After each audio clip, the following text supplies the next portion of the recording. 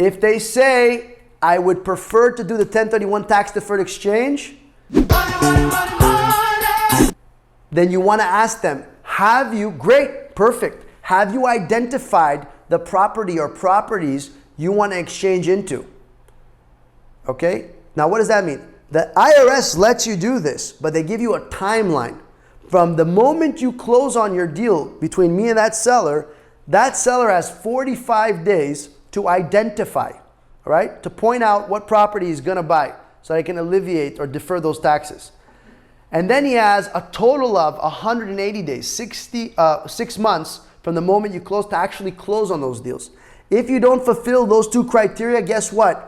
Your 1031 exchange is out the window, okay? So if they say, no, I haven't found it, you can also ask them, tell me, John, are you in a rush to actually sell this asset? Are you in financial need? Do you need the money? This is, again, a psychological question to evaluate where they are financially, where they are with the deal. That's how it's going to help you approach that deal to try to buy it. If they say, yes, I'm in a rush. Okay, I'm curious. Oh, sorry, no. If they're in a rush to do the deal, yet they said they want to do an exchange. So all you have to say is, in that case, is, okay, I'm just curious, John, how do you plan on us closing so quickly but you haven't identified a property? And then I'll tell them what I just told you, which is you are aware you get 45 days, you got to identify a building. And then you got 6 months to close, which is okay, but you're going to go under crunch time.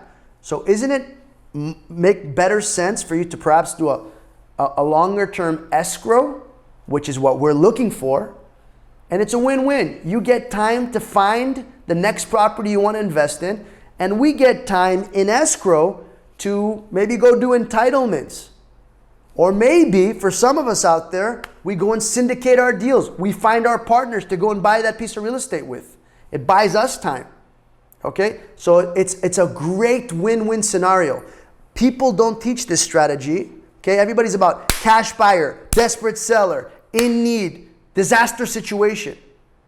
Our mentality here at MTIP is different. Our strategy when we're coming to buy a building, we want as much time possible in escrow so that we can decide whatever the fuck it is that we want to do.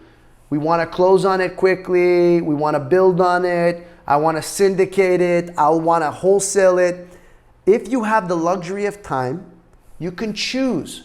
But guess what? If someone's in an urgent need to close, you don't have that luxury. Your options shrink. You have to close.